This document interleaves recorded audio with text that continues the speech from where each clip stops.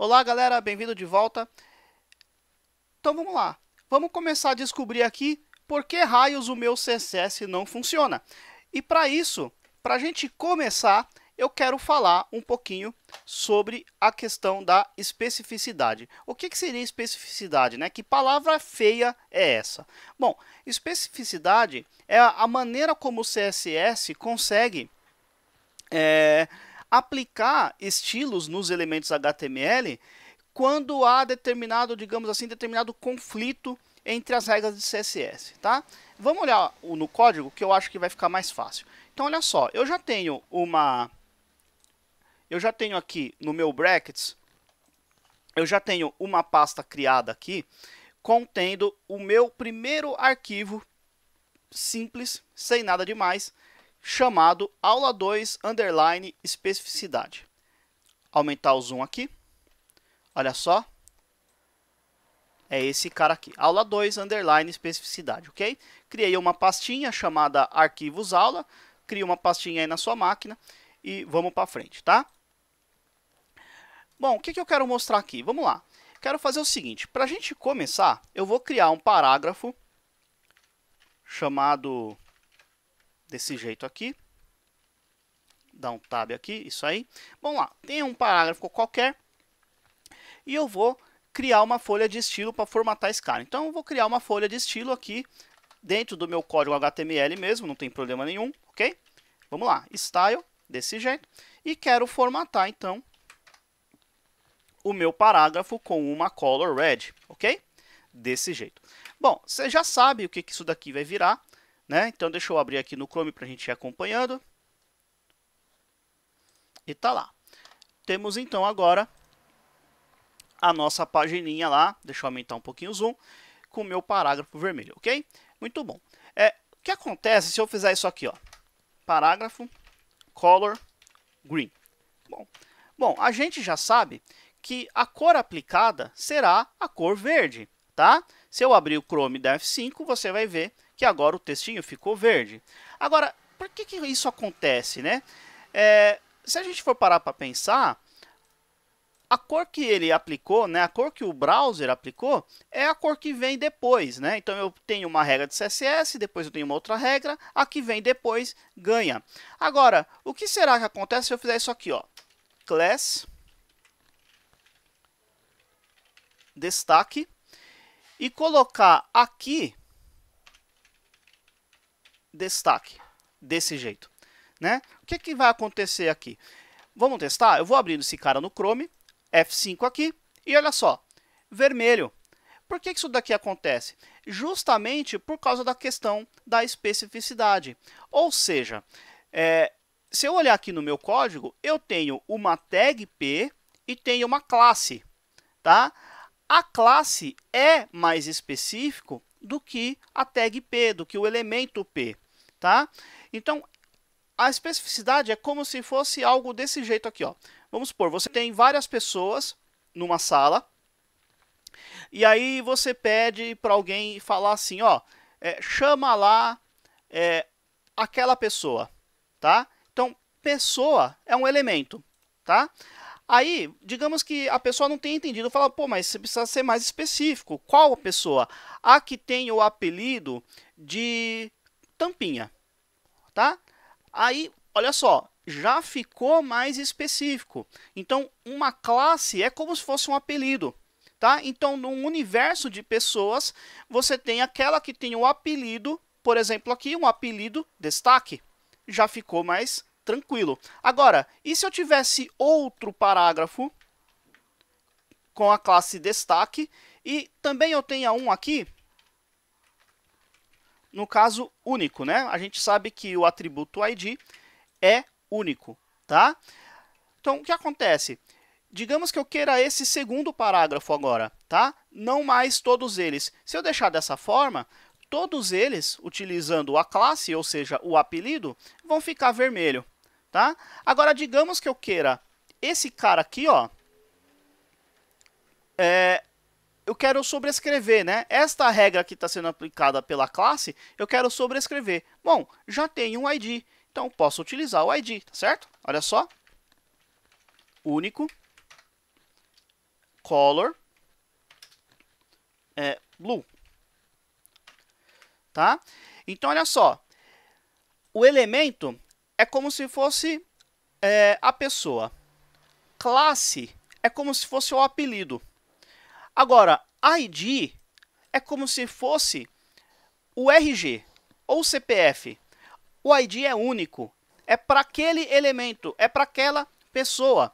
Então, mesmo que eu tenha numa sala duas pessoas com o mesmo apelido, por exemplo, duas pessoas com o apelido Tampinha, se eu falar, pô, mas eu quero o cara que tenha o RG 33 ponto lá lá lá, ou CPF 219 lá lá lá, é muito mais específico. Então, o ID é mais específico do que o apelido, que é mais específico, por sua vez, que a pessoa, né? Uma pessoa simplesmente, tá? Então, a gente consegue ir trabalhando com essa questão da especificidade. Se eu testar esse cara no Chrome, olha só, o meu ID é mais específico, então ele ganha. Se eu voltar no código e mesmo que eu mude essa ordem, não vai fazer diferença alguma. Olha só, se eu testar aqui, não vai fazer diferença alguma, ok? Além disso, e se eu fizer o seguinte, olha só, voltando aqui no meu código, se eu fizer isso aqui, ó, P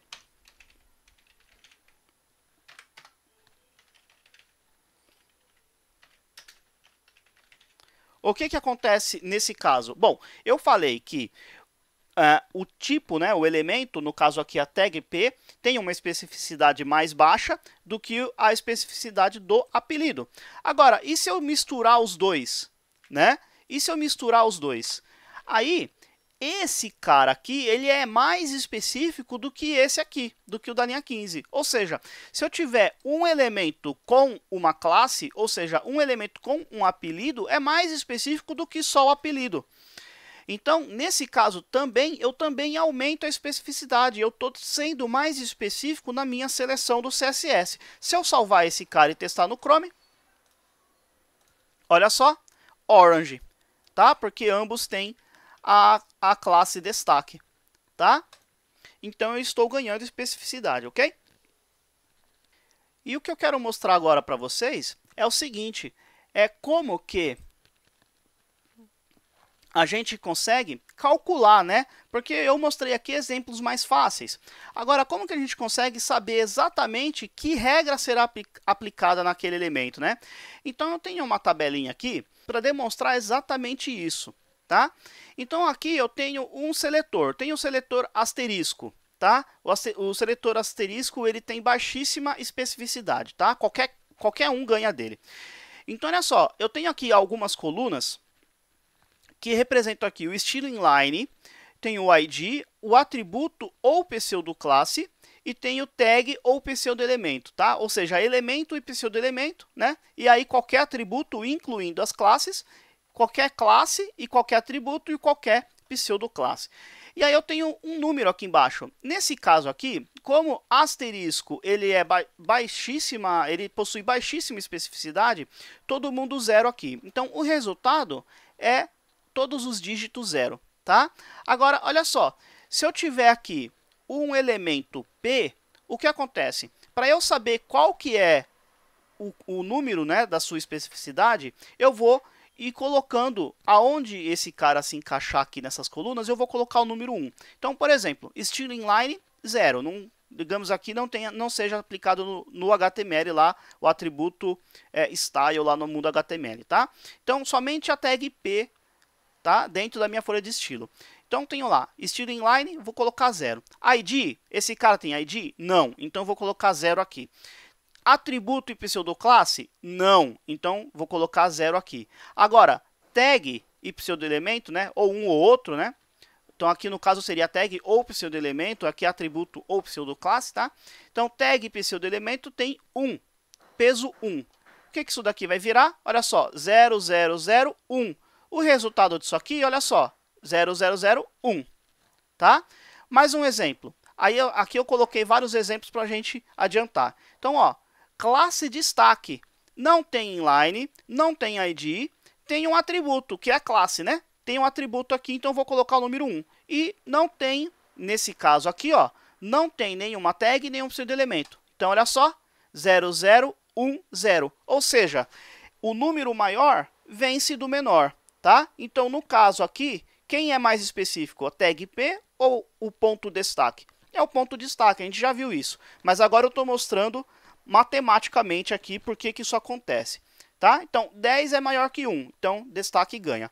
Da mesma forma, olha só, parágrafo, ponto destaque, eu tenho nenhum estilo inline, não tenho ID, tenho uma classe e tenho um elemento P, tá lá, P ponto destaque. Esse cara virou 11, então eu já sei que P ponto destaque ganha de ponto destaque quando as regras conflitarem, né? Quando as regras conflitarem, quem vai ganhar é quem tem uma maior especificidade, ok? Da mesma forma aqui, atributo, olha só, eu tenho um parágrafo que tem um atributo lang, olha só, mesma coisa, ó, 1, 1, 11. Então, esses caras, eles vão empatar, tá? Vamos testar isso aqui no brackets rapidamente, olha só, se eu tiver isso aqui, ó, P, vou colocar aqui, lang, ptbr, tá? Desse jeito, testando atributo, desse jeito, tá? Se eu vier aqui no final e colocar assim, ó, P, lang, tem um atributo lang, vou colocar que ele tem um color black, tá? Ele vai voltar a preto. No caso aqui, esse cara empatou com esse aqui, aliás, com esse aqui, tá? Só que quem vai ganhar nesse caso é porque ele vem depois, né? Se eu testar no Chrome, olha só. Olha lá, preto. Mas se eu colocar agora, como eles têm o mesmo peso, se eu colocar esse cara antes, vamos testar. F5. Opa, não funcionou, deixa eu ver por quê. Vem aqui no Chrome, no brackets, aliás. Esse cara tem atributo, esse aqui, lá. Aqui, ó. Na verdade, eu comi uma bola aqui, vamos lá. De novo, pegar a classe, né? Tá? Então, agora eu tenho os dois atributos, lang e class, tá? Vamos testar de novo no Chrome. F5 aqui e tá lá. Olha só, ele ficou laranja, tá? Por quê? De novo, porque esse cara e esse cara têm o mesmo peso. Então, quem ganha nesse caso é quem vem depois, tá? Se eu jogar esse cara para cima de novo, ele volta a ser preto, ok? Muito bem, então voltando aqui no meu slide, já sei que esses dois têm o mesmo peso, já sei também que o ID tem o peso maior, tá certo? Então, olha só, 0 porque não é elemento style, inline, né? Tenho 1 porque é o ID, 0, 0, então ele tem o peso 100, tá? E agora, e quando eu tenho seletor complexo aqui? Então, vamos lá, olha só, tenho um ID, vou colocar o número 1. Quantos elementos eu tenho? 1, 2, 3. Então, olha só, um ID, 0 atributo e pseudoclasse e 3 elementos tags, né? 3 elementos. Então, esse cara aqui, ele tem o peso 103. E agora, first child. First child é uma pseudoclasse, tá? Então, pseudo-elemento, olha só, a gente tem o after, o before, o first letter e o first line, né? E tem o selection também. Mas os mais comuns, after, before, first letter, first line. A pseudoclasse a gente tem, bom, os mais comuns, active, hover, link. A gente tem o first child, obviamente, tem o last child, tem o nth child, tá? Tem mais alguns aí, tá? Para ter uma lista geral aí de todas as pseudoclasses, é só procurar. Normalmente eu procuro no site MDN, tá? Então procurar MDN, isso procura no Google MDN, CSS, pseudoclasses, você vai ver uma listinha lá com todos, tá? Mas vamos lá. First child é uma pseudoclasse, tá? Então, 0 de ID, 1 porque é pseudoclasse e 1 porque é o elemento. Então, lá, P, dois pontos, first child, olha só, 1 e 1, 11. Só que first letter é pseudo-elemento, tá? Então, nesse caso, olha só, eu tenho duas aqui, tá? Tem um que é do parágrafo e um que é da pseudo-elemento first letter, tá? Inclusive, aqui o ideal seria a gente colocar mais um sinal de 2 pontos, tá? Então seria assim, ó. Seria desse jeito aqui, eu cometi uma falha ali. A versão final, a versão especificada, seria desse jeito aqui, ó, tá? First letter, desse jeito, tá? Eu costumo, na prática, galera, eu costumo colocar somente um ponto do jeito que tá aqui mesmo, tá? Do jeito que tá no slide. Por quê? Porque tem um suporte maior. Mas a versão especificada é utilizando 4 pontos, né? E não 2 pontos, tá? Usando 2 pontos, first letter, tá? Mas vamos lá, vamos para frente. Então, eu já tenho ali, eu já sei como calcular essa questão da especificidade, tá certo? Bom, só que não é só isso. O que mais que eu tenho? Eu tenho uma outra coisa. E quando eu tiver um important no meu código, né? Bom, o important, galera, a gente consegue sobrescrever algumas coisas. Então, por exemplo, se eu voltar aqui no meu brackets, olha só. Se eu fizer isso aqui, ó, colocando um important desse jeito, o que que vai acontecer? Esse cara aqui vai sobrescrever todos os demais, tá? Se eu abrir no Chrome, F5 aqui, tá lá. Todo mundo verde agora. Por quê? Porque eu estou utilizando a diretiva important, tá? A diretiva important, então, sobrescreve as demais regras de CSS, tá? Agora, e se eu fizer o seguinte, olha só. Se eu vier aqui, colocar um outro aqui assim, ó. Style, color, yellow, tá? Com estilo inline. Quem será que vai ganhar? Esse cara aqui ou o important? Vamos testar? Se eu abrir no Chrome, F5, olha só, o important ganha até do inline, tá? Então, o important, né? Normalmente a gente usa quando está envolvido aí uma questão de desespero, tá? A gente não sabe mais aonde está sendo aplicada aquela regra, a gente vai lá e coloca o important no CSS, mas, galera, cuidado, deve acender uma luz vermelha na sua cabeça, tá? Para que é melhor não utilizar. Por quê? Porque senão o código ele começa a ficar bagunçado. Então, digamos que você vai dar manutenção ou você, outra pessoa, vai dar manutenção no futuro, vai olhar esse cara aqui e não vai entender porque esse cara não está sendo aplicado. Aí ele vai vir aqui e vai ver, ah, tem um important aqui, né? Pô, mas eu quero amarelo. Aí o que, que o cara vai fazer? Vai fazer isso aqui, ó. Color yellow. Vai colocar o important do important. E aí começa a bagunça, tá? Então, evitem esses recursos, tá? Se eu testar aqui no Chrome, ficou amarelo, porque eu tenho um important, embaixo tem outro important, tenho esse cara aqui que já não está mais fazendo diferença nenhuma. Enfim, começa a ficar bagunçado e a manutenção começa a ficar difícil, tá? Se eu abrir esse cara no Chrome, olha só, eu vou dar um F5 aqui, aliás, salvei, F12, aqui. Se eu inspecionar esse cara clicando nesse ícone aqui, né, e selecionando o parágrafo, aqui do lado, olha só, eu vejo as regras aplicadas e quais regras foram sobrescritas. Deixa eu dar o zoom aqui, olha só. Eu tenho aqui, ó, diminuir só um pouquinho aqui, só um minutinho. Aqui, aumentar o zoom aqui um pouquinho, maravilha. Então, olha só, a regra que está ganhando é essa aqui, é a amarela, na linha 27 no meu HTML. E essas outras aqui estão sendo sobrescritas, tá? Então, a gente consegue ter uma ideia de quem está sendo, da onde que está vindo, né, aquela regra que está sendo aplicada lá no meu HTML, tá? Só tomem cuidado com esse important, né? E também com estilos inline, porque normalmente dá confusão, tá? Só quando for realmente necessário, aí a gente acaba utilizando, tá bom?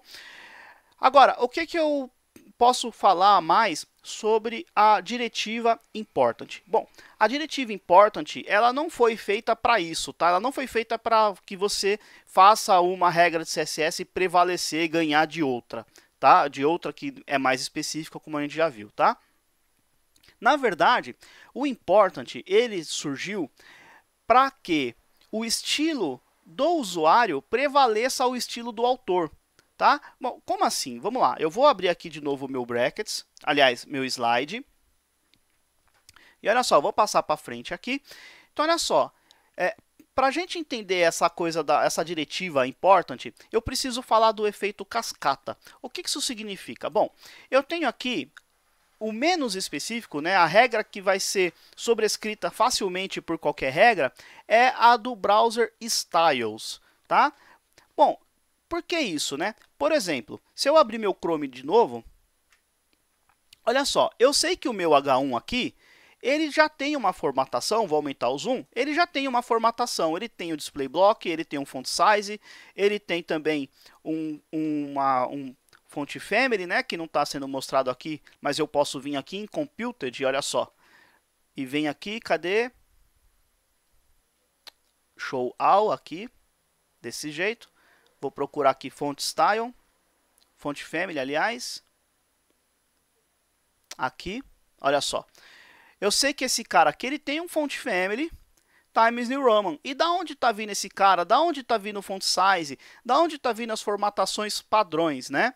Se eu vim aqui no meu style, eu vejo, olha só, User Agent Style Sheet, ou seja, as folhas de estilo que o meu browser está aplicando nesse elemento, tá? Então, isso aqui é exatamente isso aqui. Aqui, ó. Esse cara aqui, tá? Browser Style. Depois, eu tenho o User Style. User Style seria os estilos que o próprio usuário define, tá? Como assim, né? Como que o usuário vai definir estilo? Bom, a princípio é por questão de acessibilidade, tá? São alguns softwares, né, assistivos aí que vão melhorar a acessibilidade para pessoas, por exemplo, com alguma deficiência visual. Então a pessoa precisa aumentar um pouco o contraste, precisa mudar alguma cor, precisa aumentar o tamanho da fonte e por aí vai, tá? Então são alguns programas aí de tecnologias assistivas que conseguem trabalhar com a estilização, tá? O Chrome aí tem diversos plugins. Se você procurar por plugins no Chrome e digitar Accessibility, você vai ver alguns desses plugins também, tá certo? Bom, e depois do User Style, eu tenho então o Author Styles, né? Ou seja, o style de quem está desenvolvendo, o nosso estilo, né? Nós que somos os desenvolvedores, tá?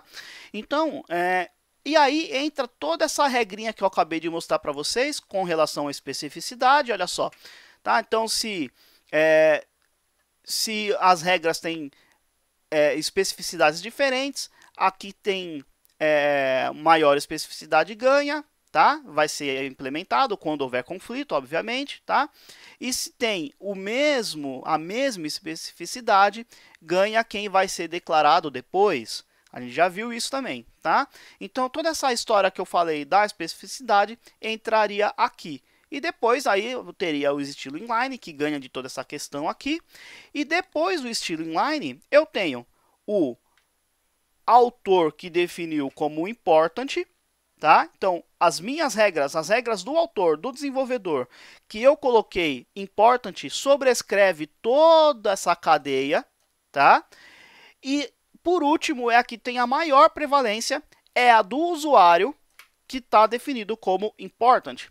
Então, a diretiva important, ela nasceu para isso aqui, ó, para que as regras definidas pelo usuário, pelo software de tecnologia assistiva, ganhem de qualquer regra de CSS, tá? Mas eu também posso utilizar aqui nas minhas regras de autor para matar alguma coisa que tenha acontecido ali no meio do caminho ali, entre o browser styles até os meus estilos ali, tá certo? Então o important nasceu para esse objetivo, e não para que você, desenvolvedor, fique espalhando important para tudo quanto é lado para matar alguma regra que não está sendo aplicada ou coisa do tipo. Se você estiver fazendo isso, pare, porque alguma coisa você está fazendo de errado, tá certo? A não ser em casos extremos, a gente utiliza normalmente quando já é depois das 4 da manhã, mas em regra geral, né, geralmente deve-se acender uma luz vermelha na sua cabeça para você tomar cuidado, tá bom? Você está pisando num terreno perigoso, tá certo?